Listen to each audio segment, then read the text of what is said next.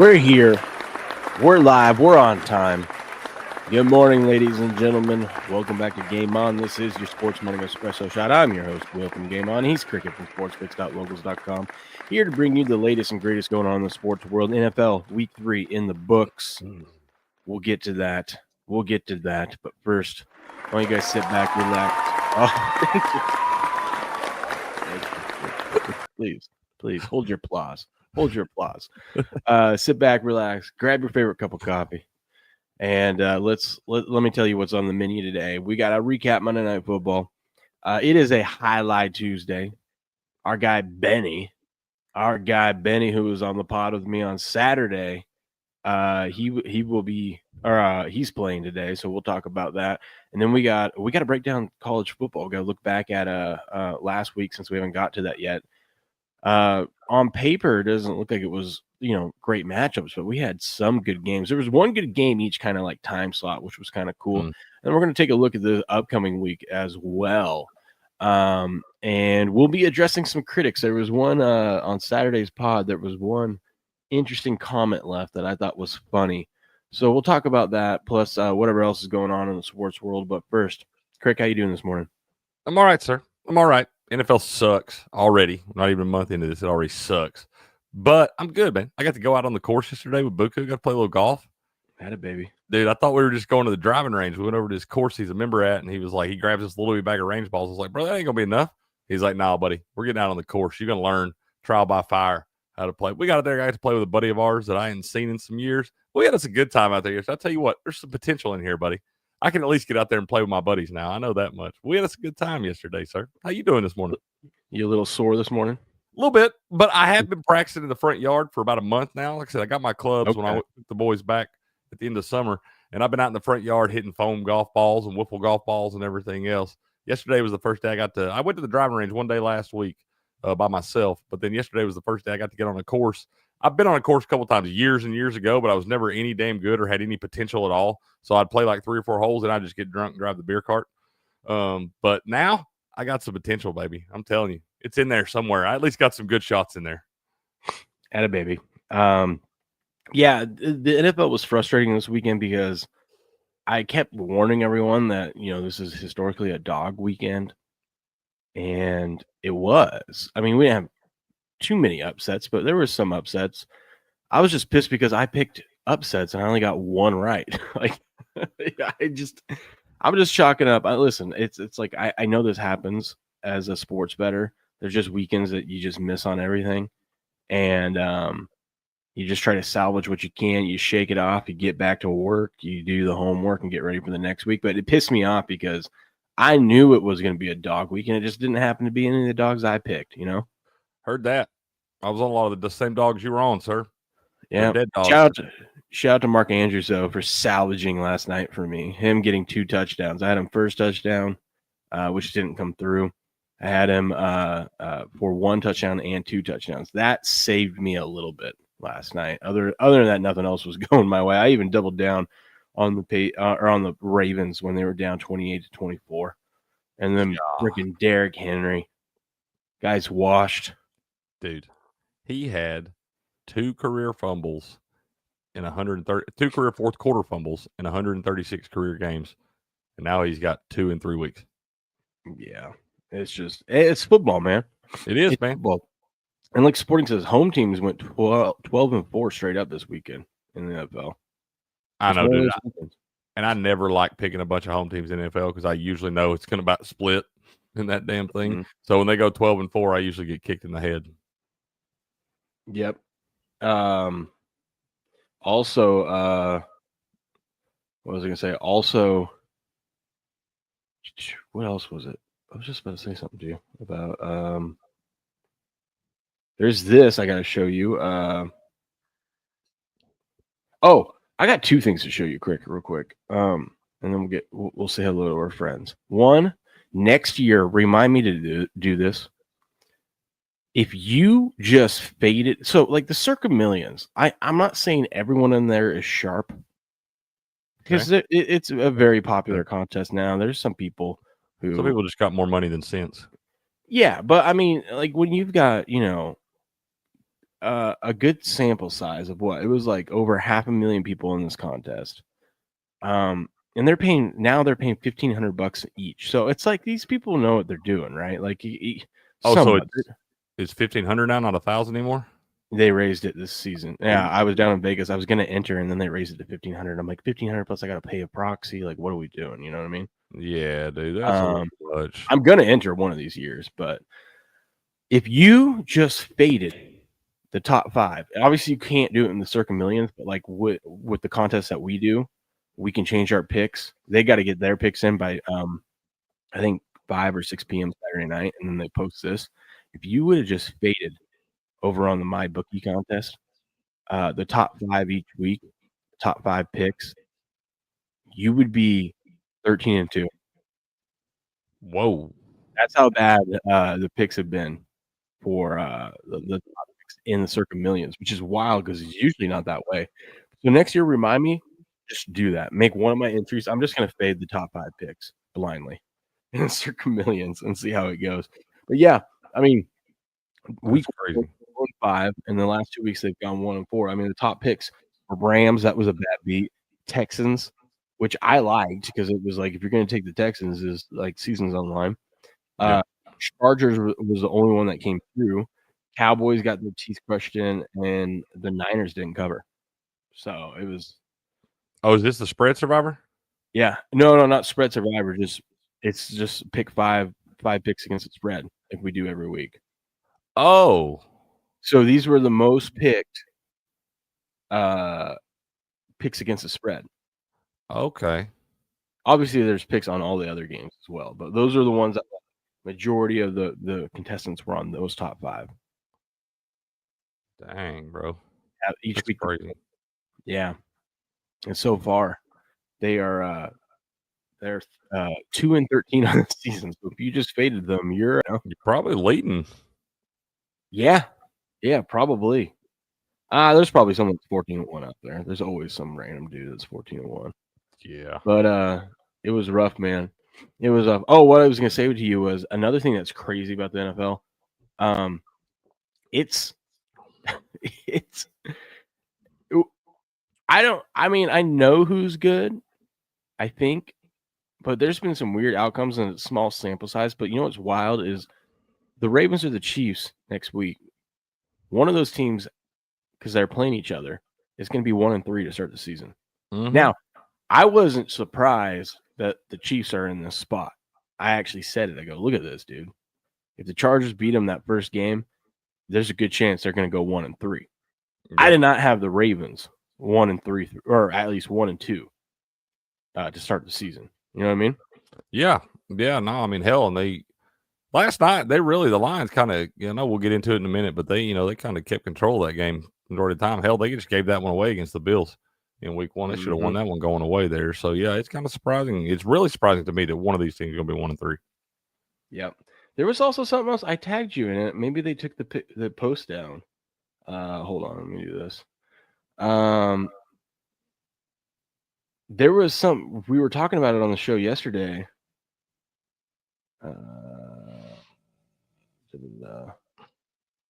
Yeah, he must have taken the post down. Maybe it wasn't true, but it was something about you know how you were saying the Falcons over the Commanders next week? Yeah. Well, there was some stat that I saw posted. I tagged you and Steps in it. He must have taken the post down, but it was something like teams that got blown out, or no, the teams that were at least 4-point favorites that got shut out the following week, they're 4-0 straight up, 3-1 ATS.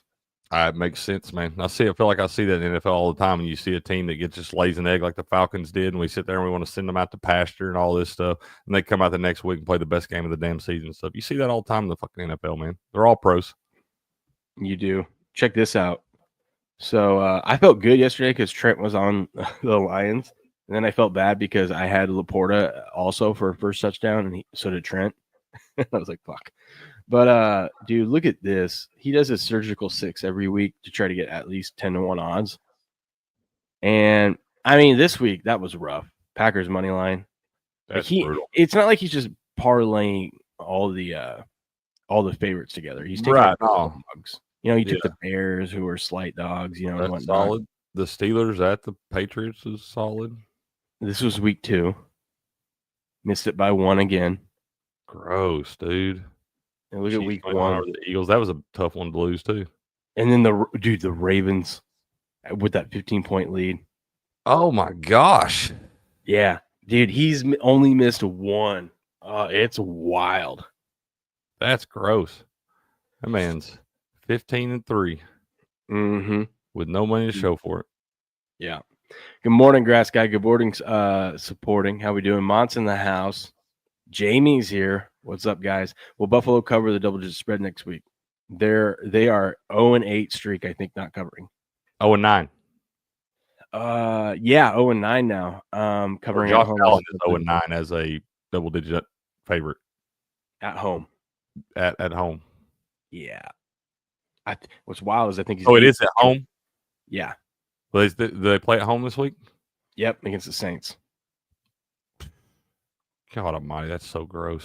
Last I saw, they were 16.5-point favorites. That's so fucking gross. I can't take the damn Saints on that shit, and they'll lose by 14. Bet your sweet ass. Yeah. Oh, man. But here's the plan. We're going to recap Monday Night Football. We'll get into some highlight action and whatnot. And then we might just dive into highlight first, actually. Since we got almost 8,000 of you beautiful people up with us this morning. Shout out to Rumble for putting us up on the front. Appreciate that. We'll talk about this Monday Night Football game too. I'm not going to do it this show, but the rest of the week, this afternoon, I'll be live again. I gotta get some premium hours in. So I haven't done any this month, and well, there was a reason I haven't done any this month, and now there's a reason I need to do it. So I got to get 5 hours in, as we got it just a few days left of the month. So this afternoon I'll do a show, premium only. But I might have to do a little bit the rest of the week of premium just to get there. But we'll see. We'll see. I got a lot to talk about on. I'm actually going to work on some videos today too of for uncensored pharmacists. Not a live stream, but I'll put up some videos because there's been some news, big news yesterday. So look out for that too. Good morning, Patriot. How we doing? Yeah, it was a rough week. Just gotta move on, Crick. We just gotta move on. What makes me pissed too is like in all my contests, I'm like behind now. I'm like, this was my chance to get a leg up on everyone, you know, because it was a dog week, and I just dropped the ball, and everyone else got those favorites right. I'm like, fuck. Mighty Megatron's here. What up? Megatron, Miss Leslie coming in too. Miss Leslie, good morning. Good morning. Good morning to everybody. I need you all to smash the like button and repost this so everyone knows where they can find the most professional, on-time, non-clickbait sports show on the internet, of course. What was I going to say? I am tired this morning. I even went to bed early. I got to ask you something. What does this? I see people pop in the chat. They do it in my chat too. What does that little 07 mean? I remembered. I knew it at one point because I was thinking the same thing, and then I forgot. So. I see people doing that all the time, and I think they're just coming in trying to drop a random over in a baseball game or something. And I'm like, you guys didn't tell me which one. Come on now. But I see it all the time. I'm like, what does that mean? Somebody help me out. It's a salute. Okay. Fair enough. There we go. Now we know. Okay. Salute. Okay. Cool. Now I just want to know, man. I've been seeing that come in there, put in there. I don't know how that means salute or cheers or whatever, but okay, let's go. Now you know. Now we know, Grass Guy. It means salute, man. Now it means salute. Okay, we'll get into highlight and stuff, but first, Crick. Did you hit anything last night? My head against the wall. Yeah, dude, that was frustrating. Yeah, it felt like they didn't play with any urgency last night. No, dude, that was that was like the most boring 38-30 game I've ever seen, I think. Yeah. It never felt like, it had some excitement, had some big plays and stuff, but it never was. I know it was tied at the half. I know it was tied at the end of the third quarter, but it didn't feel that damn close in the fourth quarter. It just felt like the line just kind of methodically just closed it out, man. I know 38-30, you would think that was a great game, but it just felt kind of boring to me, man. I was so happy for Patriot. He hit his halftime tie. Oh my God, what a savage! You did that last week, didn't you? He did. God He did. I also love that name in there, Dirt Muffler Butt.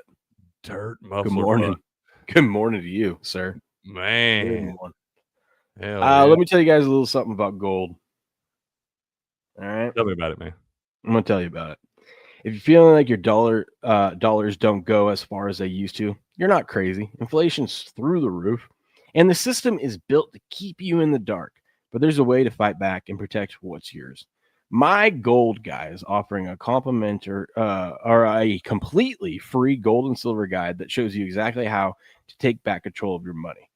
It walks you through how to get started with gold and silver, why precious metals hold their value when everything else crashes, and how to build real, lasting wealth outside the corrupt financial system. I'll tell you what, I'm very excited about my silver that I have. It is silver's been going crazy. I love it. Here's the truth: the mainstream won't tell you. Central banks around the world are buying up gold like their lives depend on it. Why? Because they know what's coming. Meanwhile, they tell you just trust the dollar while printing it into oblivion. This is where IRA or Ira Bershatsky stands apart. He's not just another dealer. He's the only guy in the physical gold space with a CFTC federal registration. That means he's held to a higher standard, honest, transparent, and ethical. No sales pressure, no games. The guide is free, no catch, just solid information that helps you understand how to protect your savings, your retirement, and your family's future from the chaos that's already here. Go to mygoldguide.com right now and download the free gold and silver guide, because in times like these, gold isn't a luxury, it's survival. So go check that out. Go get you informed on gold and silver. How about that? Yeah. Hey, before we move on real quick, Buku's in there in the chat. Yesterday, I got my first official par on a par 4 yesterday.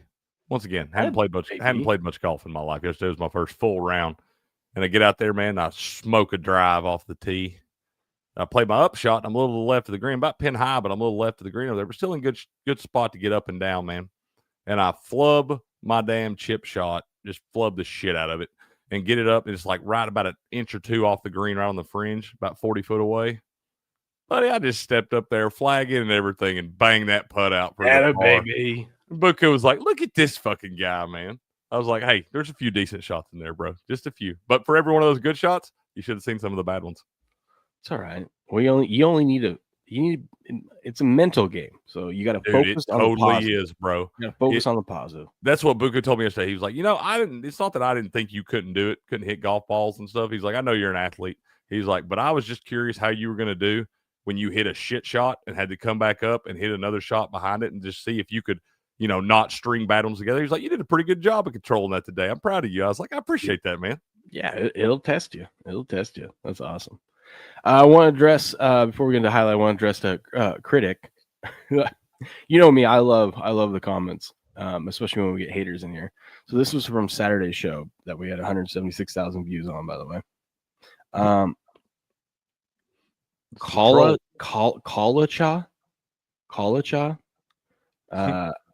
Good morning to you.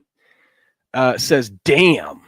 Speak more distinctly and stop speeding through words. And every sentence you mumble through too fast. Also, call it, you spelled, that's the wrong two. You need 2 O's there. Yep. Come on now. If you're going to criticize me, at least get proper grammar in there, Yep. I agree. What are we doing? But I don't disagree.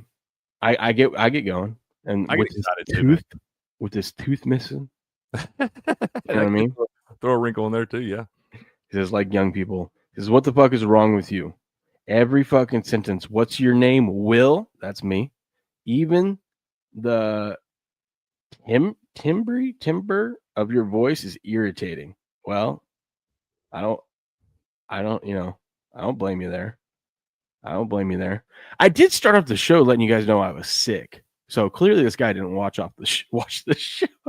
You'll notice if all these damn little trolls and dirt muffler butts and colics and Bong Highs or whatever the hell that guy's name is. Oh, Bong Time. I love Bong Time. I don't hate on Bong. That guy in the face. But anyways, all these, I love them. You look at these keyboard warriors out there, and you go look at their little pages. They got 2 followers, them and their mama. And it's just, these people are idiots, man. I know you love messing with them, but I'm like, God almighty. I wish we had a little accountability in this society, and they had to step up and say it. He said, did they grab you off the street? What's all the mumbling and snorting, coughing, and weird sounds? Well, once again, I told you I was sick before the show started. I can't listen to this unprofessional moron. Well, I don't disagree with you. Although this is the most professional on-time non-clickbait sports show on the internet. That one just gave me a chuckle. That one gave me a chuckle. I had to pull that off. I don't blame you, man. I like the troll patrol, these idiots. I appreciate everyone powering through my my snorting, coughing, and weird sounds every single day. It happens, man. It happens. These people right here. God, they drive me crazy, but we ain't gonna let them get me fired up this morning. They ain't gonna let you get you. Hey, by the way, you need to go check this out. I need you guys to do me a favor. We need to get some more views on this video right here. I got it pinned up top. It was a great interview. Please go watch it. Hit the like button, repost it. I had Benny on, and it was very informative because Benny came on. And, you know, it's the first time I've seen him this season, so we caught up, seeing how his summer was and all that. But then we get into strategy and highlight, because I'm like, what do you do? Like, what are you as a player where are you trying to get the ball on the court for those kill shots? Mm-hmm. You know, because you see them hugging the wall, and I'm like, why do people do this? And he goes, because you don't want to get it outside. You get it outside, and here's where people are going to aim. They throw your cortadas and costadas and things like that if you get them outside, I guess. Exactly. And so we talked strategy. We talked understanding the court. We talked to how what are the rules on the serves, because like you see some guy, like, why do they serve backwards? You know, they're always facing backwards at first. Yep. So we get into all of that, and like how he's talking about Go Sherry sometimes he'll release it and he'll be up at the 9 line. And because he's got such a good gather and whatnot. So it was very informative. That's cool, dude.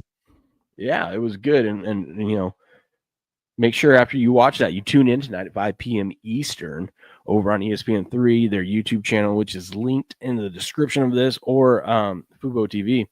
And watch our guy Benny play. He's only got one match today. Cyclones versus the Devils. And while you're doing that, you can go over to DraftKings Sportsbook. You go over here, go to sports, A to Z Sports. Right below hockey is World Highlight League. Oh, let me refresh this. Hold on. And, oh, man, the odds aren't up again. I'll have to ask Julie about that. I was told this week that they'd be up the night before, but they're not. But anyways, later today, the odds will be up for the matches, and just, you know, bet on our guy, Benny. But you can also bet highlight, like, who's going to win it. Renegades are still massive favorites. Do it. Benny's team is dead last right now. They're 0-2. They're not doing good, but he says they're going to turn it around. And guess what? It's a long season, and with the new point scoring system, everyone's in it all season long. What up, Pudge? How we doing?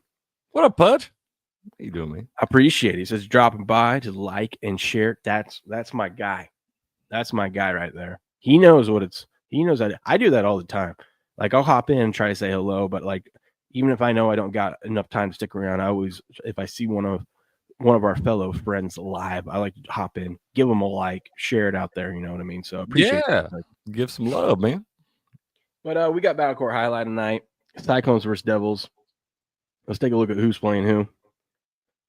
We get to start things off with Hyro and Stan versus Benetrix and Rock. Now, he did give me some insights. The Benetrix dialed in already. Okay. Echeberry is also very good, but still adjusting to the new to the highlight court and whatnot here in Miami. Because it's a battle court and it's a little bit different court, right? He said yes. And he said that they were so fortunate to get both these guys in the draft. They were really, really trying to do it, and it just worked out perfectly. So Benny's really, really high on these two new players. And that's what I'm saying, man. You got them sitting there at 14-1. You got a couple guys that are trying to kind of find their footing with the new court and the new style of play there, but 2 guys that he expects to get much better. I think there's value on them at 14-1, man. I do think they're going to progress each week. Yeah, dude. All they got to do is get in the playoffs, and you got a 14-1 ticket on them. We've seen in the playoffs when chaos happens. And what we got 6 teams, 4 out of 6 make the playoffs. Yeah. All you got to do is have a spot, chip in the chair, man. Yep. But in that first one, I don't know what the odds are, but I'll probably look at the newcomers, take a look at Benetrix and Rock, and see how they do. Then we got Inaki, the Division Ones, Inaki Manu versus Echeberry Nicholas. I gotta go with Inaki and Manu. I was gonna say I don't like betting against Inaki and Manu. Yeah, they're pretty good, but that should be a good matchup. But I'm guessing they're favored. I like them in that one. Then we got Stan and Robin versus Kubala and Rock. You probably go with Kubala and Rock. I don't know much about Robin. Robin, that's a new name too, I think. Yeah, I think that's the what is it called? The taxi, the one that subs in. Oh, okay, for if somebody's injured. Yeah, I think that's okay. That's the taxi player because it says it was a sub. I could be wrong on that, but I'm pretty sure. And then we have Inaki and Unda versus Benetrix and Benny. There's our guy Benny. He's got only one match a day. You know me. He says he loves playing with Benetrix. So you know what? I'm gonna go with Benetrix and Benny on that one. We bet against Benetrix and Benny, man. A little B squared right there. Let's go. I mean, listen. Every time Benny comes on the show, he then turns it around.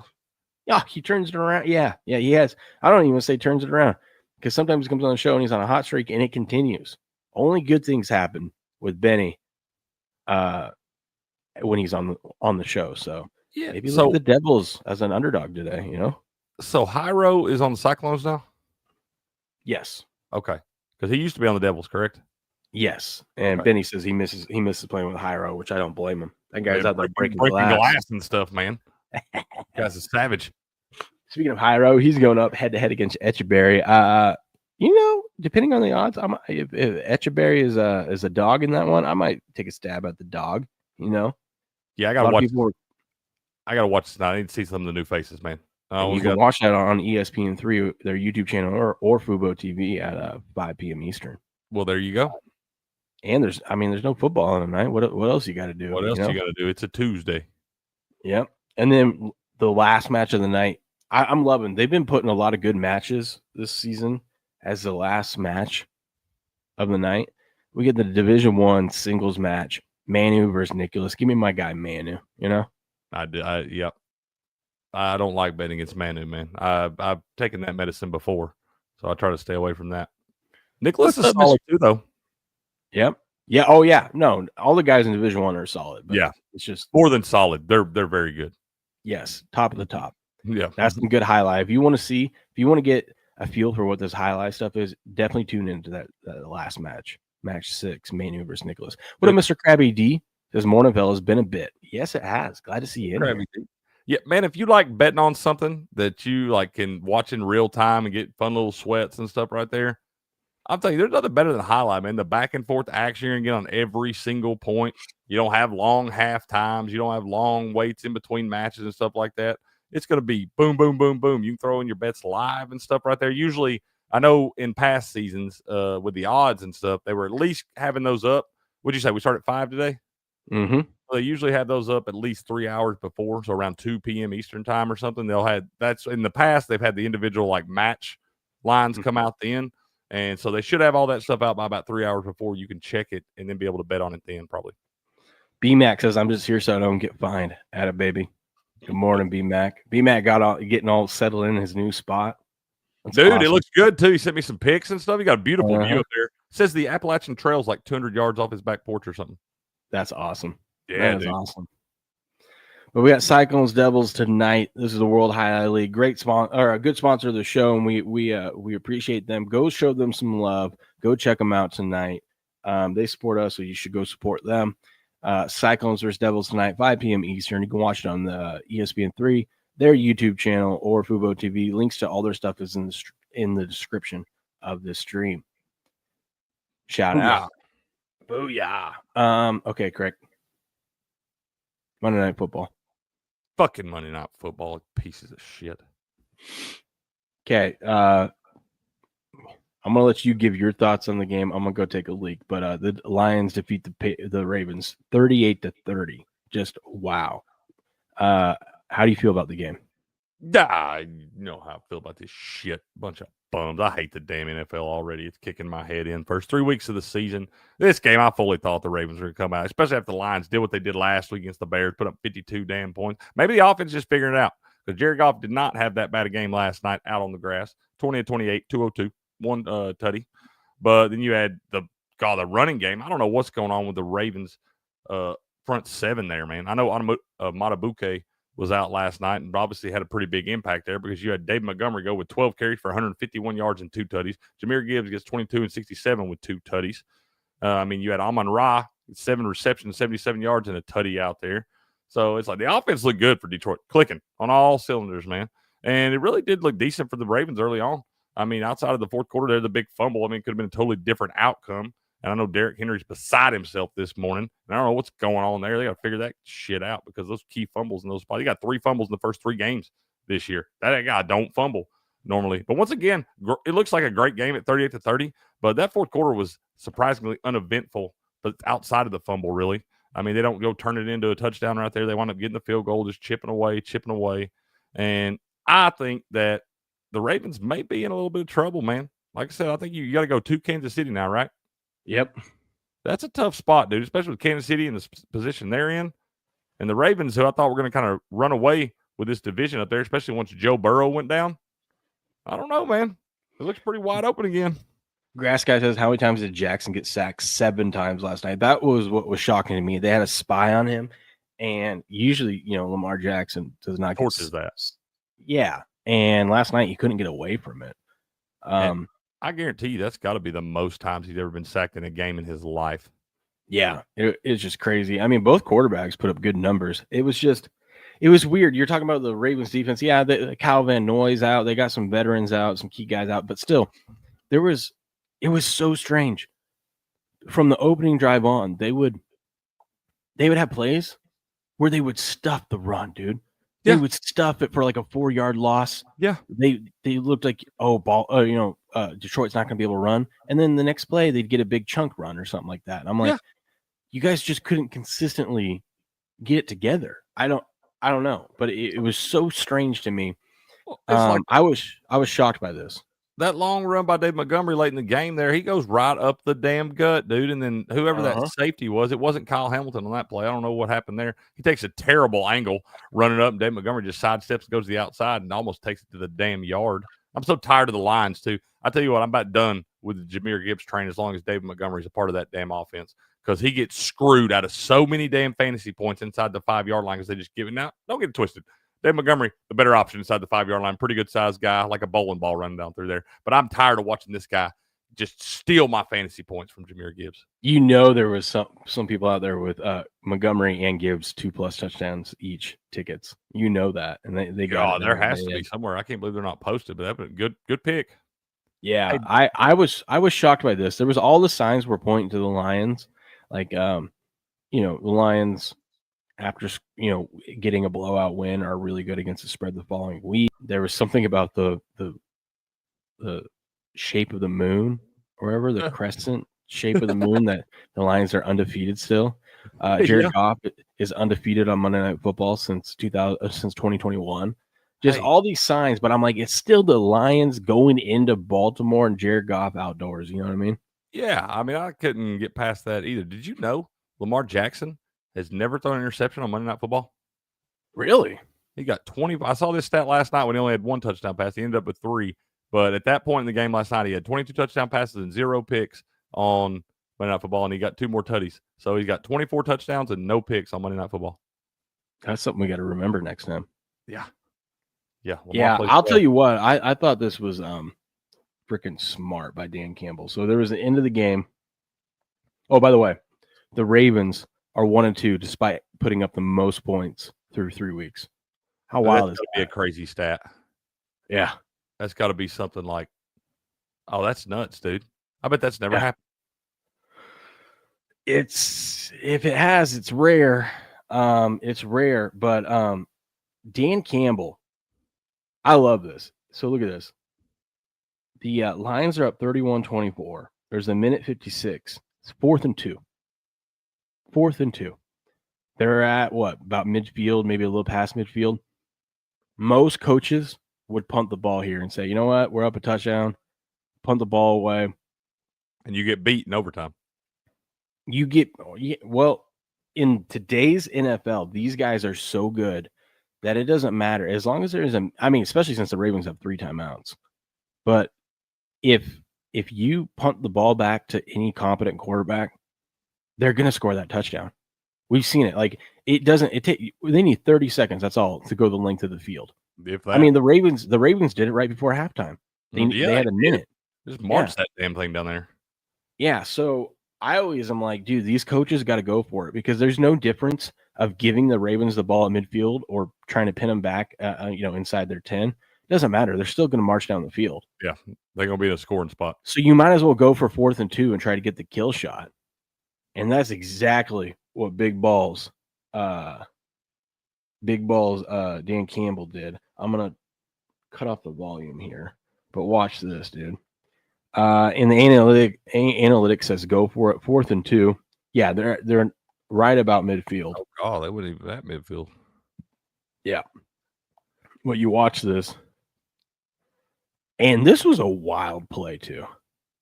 So it was a play action. The Ravens sold out on the run because the Lions have been able to run all night. And then Amon-Ra he goes in, and this was key too. He's in the mix, in the pile, but he what you don't see is he lays a critical chip block to give Jared Goff just enough time. And Jared Goff is able to get that ball up to him as he squeaks out of the backfield. Lays it in the bucket too. Dude, that was beautiful. To not only go for it, but to drop a passing play, a play action.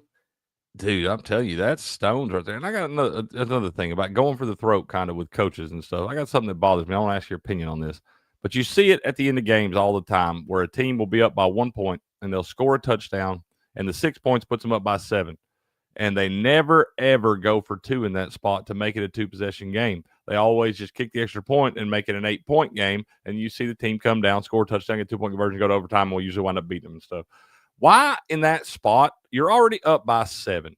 You have nothing to lose by going for 2 and trying to make it a 2-possession game. Why would you not do that and try to really – because you got to think, if you do that, if you go for 2 and you get that right there, now it's a 9-point game, that will absolutely devastate the other squad. But when you only kick the extra point, you're like, okay, we're still in the game. It's still just a 1-score game. We can go down and do it. And when you had nothing to lose, because if you're only up by 7, if they score the touchdown to tie, they're not going to go for 2 to beat you. They're just going to kick the extra point. You're going to go to overtime anyway. Why do more guys not go for 2 in that spot to make it a 2-possession game? I think it's situational, but I agree with you. But I think things that factor in. Are you on the road? If you're on the road, I think you go for the kill shot. I think people think too much of that shit. It depends who the quarterback is of the other team too, right? Depends the flow of the game, how you guys are playing right there. Did you just have a long ass drive, or you guys winded as hell? And do you have you practiced all week a solid 2-point conversion play? You're in the NFL. You should have 5 of those anyway. That's what I'm saying. But have you had to use one already? I feel like it's flow. I just don't feel like you have anything to lose in that spot. I mean, I understand if you don't get it or whatever, you're still up by 7 points. And there's no team, very rarely, 9.5 out of 10 times, if the team's down by 7, they score the touchdown, they're going to kick the extra point and just take the tie and go extend the game out. Very rarely do you ever see a team, especially in the NFL, because nobody's that big of an underdog, do you really see, unless it's at the end of the season, somebody's already out of it, and then they're just trying to ruin somebody else's season. But you never see them go for 2 in the win right there. I just don't think you have anything to lose by doing that. And the reward you would get, because if you get it to 9, that basically breaks that team's back. Yeah. Next week is going to be unreal. Lamar Jackson, Patrick Mahomes, one of them's going to be 1-3. That's wild. Crazy, dude. That is wild. Crazy. Some other NFL news. So that'll put an end to NFL Week 3. Nick Bosa tore his ACL. I saw that, man. That's a bummer. He tore it in 2021. This is the other leg, so now he needs season-ending surgery. I ended up selling out of I had some futures like 20-1 on the Niners to win the Super Bowl. I felt like they have the easiest schedule in the league by far, that they were going to be in the playoffs. And when you get in the playoffs, anything can happen. And I just really wanted them to get to the Super Bowl and have a chance for me to sell out of that position, Mm-hmm. But I sold out yesterday once I saw this news because, and it's not, a pass rusher is important, right? Very important when you have one of these elite pass rushers. But you can win without one. But it's just this Niners team. I was just like, I'm going to look past the injuries, right? That they can't keep getting, the voodoo has to go away at some point.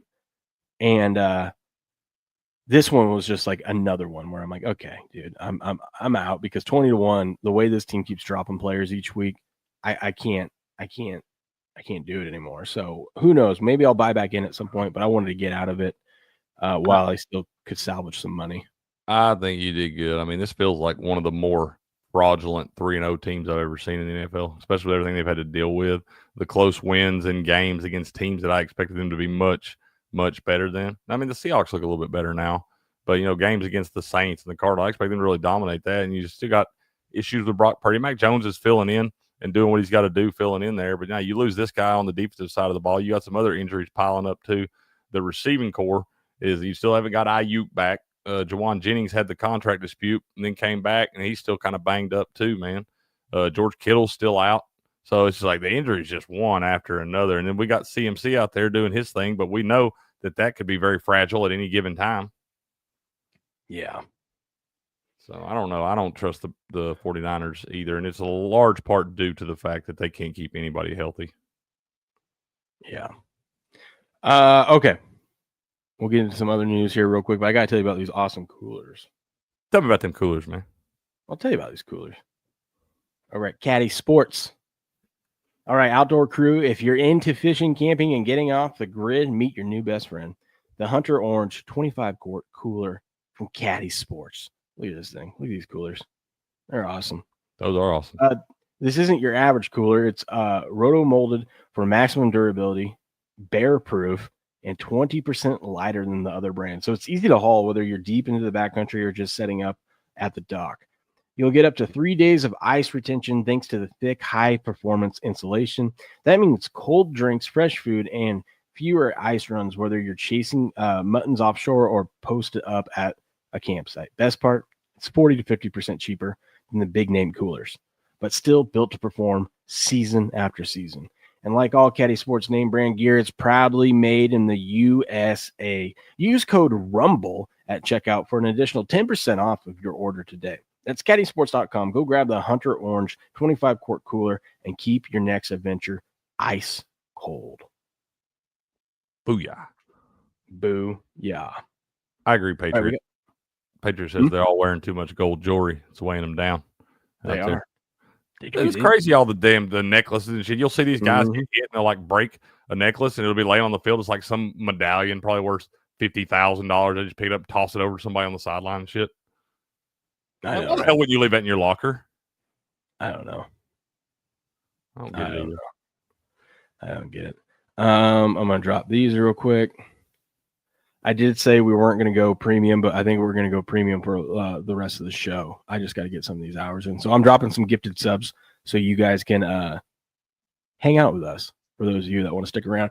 Because if you are subscribed to a channel, by the way, you get access to all the premium content without – one, you should get Rumble Premium and go use my link and sign up. But two, if you don't have it, if you have a membership, you can at least see my premium content, which is a pretty cool thing that Rumble did there. So we're going to switch over to premium. We're going to go talk some college football because there was something funny I saw this morning, Craig.